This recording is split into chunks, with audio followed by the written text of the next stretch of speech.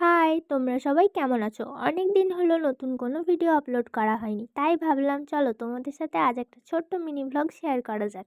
আজ আমি যাচ্ছিলাম আমার একটা বন্ধুর বাড়ি, কারণ ওদের বাড়িতে অষ্টম প্রহরে আমার প্রসাদ পাওয়ার নিমন্ত্রণ ছিল।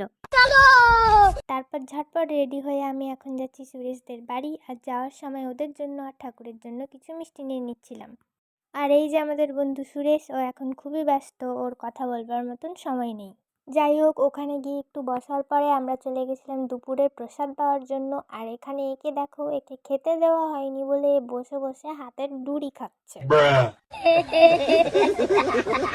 আর যেখানে আমরা থাকবো সেখানে হুল্লোড় হবে না, এটা তো মানাই যায় না। और इधर इसको तो देखो जरा। যাক, অনেকক্ষণ ওয়েট করবার পর তারপর আমাদেরকে খাবার দিয়ে গেছিল। আর এদিকে দেখো, এ তো খাবার পেয়ে মহা খুশি।